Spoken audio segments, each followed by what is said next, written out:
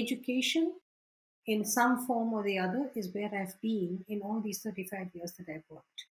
And that's about 35 years. I've taken a couple of breaks here and there, some of it to study more, some of it for personal agendas, but more or less stuck with education, being an educator, understanding education.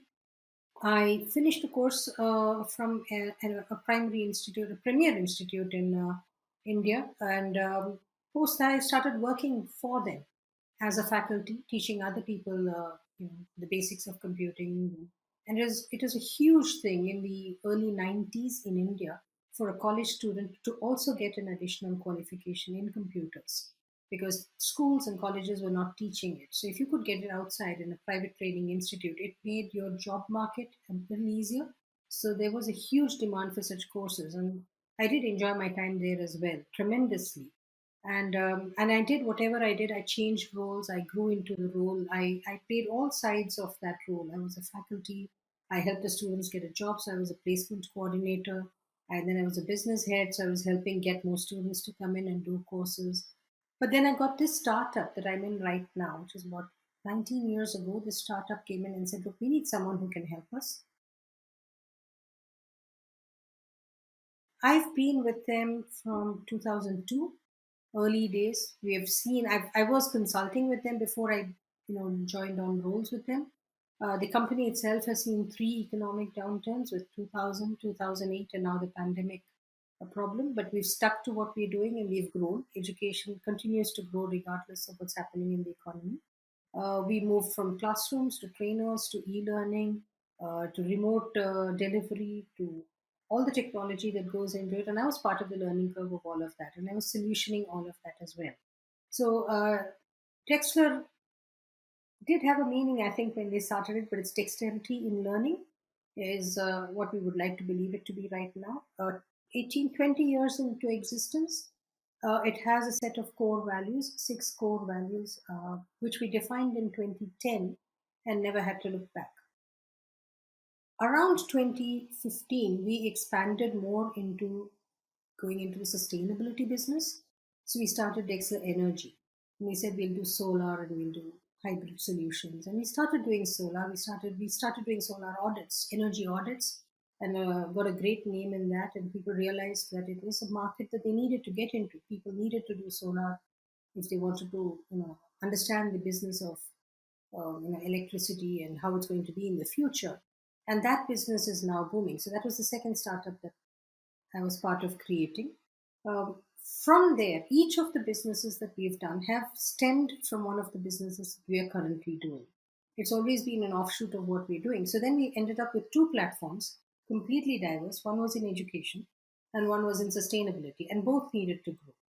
Right. So that's when we decided, the other co-founder and myself, we decided that we would create a separate unit called M by S squared, which is the formula for acceleration.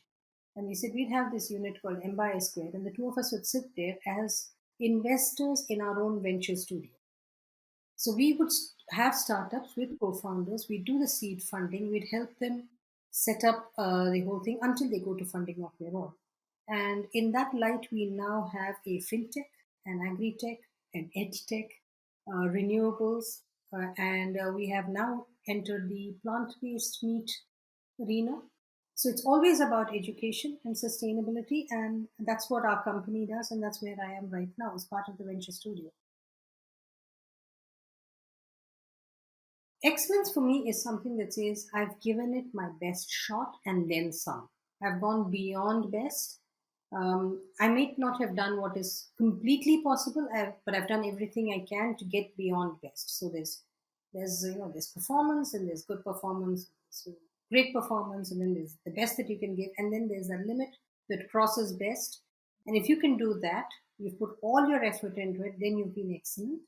I also believe that excellence is not it's not something that can be achieved. At no point can you say, "I'm excellent, I've arrived." It's a continuous space where everything that you do is changing. It's dynamic. You're moving, and it's challenge every day because your environment is changing with you. I think excellence is that in all adversity, doing whatever you can to the best of your ability. That's what excellence is for me.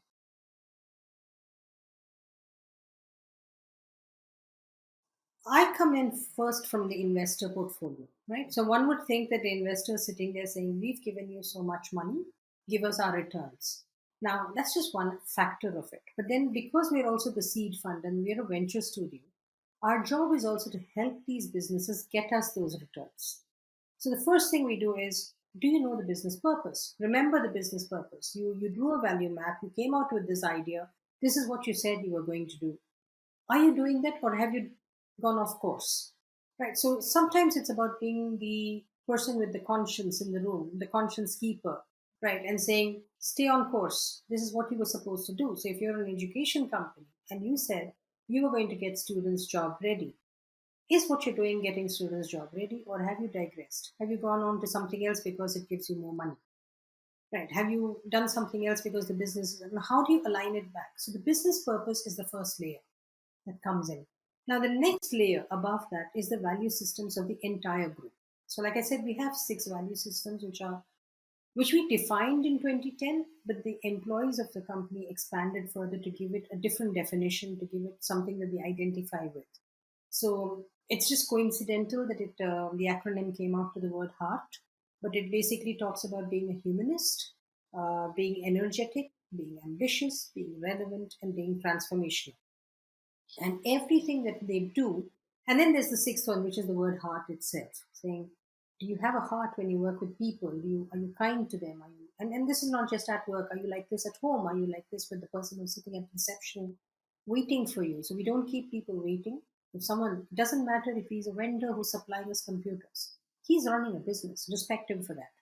So it's something that they've defined. We've had lots of meetings with the staff where people tell them, people tell each other, we saw this being evidenced or this not being evidenced. So we use the value system as a measure of the way the business works.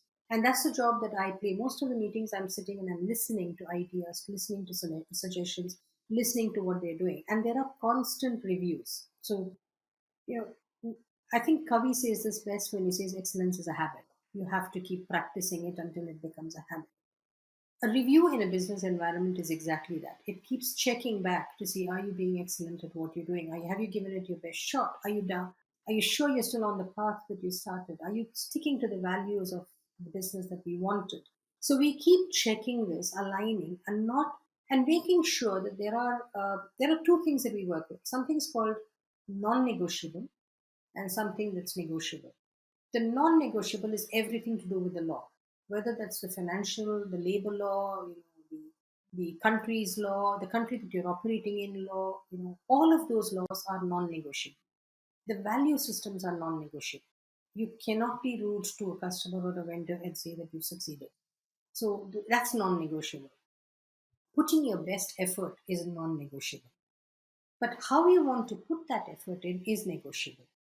Is there a path A or would you like to try a path B? We will discuss those. But the outcome has to stay within the boundaries of what we're calling the larger framework. So that's how we try to guide them.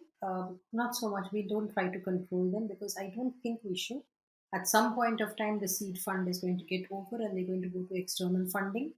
They have to do that. We do not help them with the slide deck and the presentation, and they have to learn to do that. So they practice with us. They go out, they meet their investors, and they have to be able to tell their stories with the conviction, the belief, and the passion that any co-founder would have.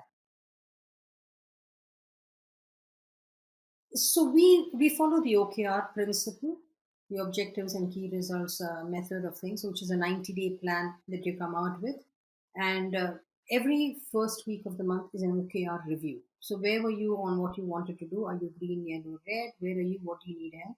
Red should not stay for more than 24 hours. They have daily stand-up meetings. We do not get into the daily stand-up meetings.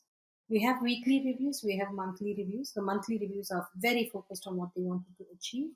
We have retrospective meetings, agile meetings. So we do everything by process. So if you actually look at the 5 M's of business, we have a hand in all 5. So there's the money, material, machinery, manpower, and method. So we try to ensure that all are working, right? Hire right. So one of the things that we do not do, for example, is we do not go and verify past employment of our recruits. And we tell them that. We say, if we didn't trust you, we shouldn't be recruiting. I shouldn't have to go back to your past employers and check how your work was. I'll know. Once you join me, I'll know. That's okay. I don't mind the 3 or the 6 months that it takes, but I'll get to know. So there are manpower recruitments. We had a work from home. We gave them all laptops. We don't have, a time software. We don't worry about time in and time out, and it doesn't make sense. We don't police them. They give our output. That's all that matters. And each business leader checks that. We don't check the business leaders. We know what they're doing. So that's on manpower. On money, we keep them true, saying this is how much fund you have. What's the best use you can make of it? So we keep them there. Similarly with machines and things. And method, we keep telling them, find out what you're doing, learn to analyze your data. We help them analyze the data that's coming out and saying, what's the story it's telling you? Is it telling you that you're good? What's your Google rate telling you? What's your visitor rate telling you? What's your client base telling you? What's your feedback telling you? And we make them go back and look at all those in line with their retrospectives. And we keep telling them if you're not doing something, because OKR has a clear definition. It says that if you're doing something that's not addressing any of your OKRs, you're wasting your time.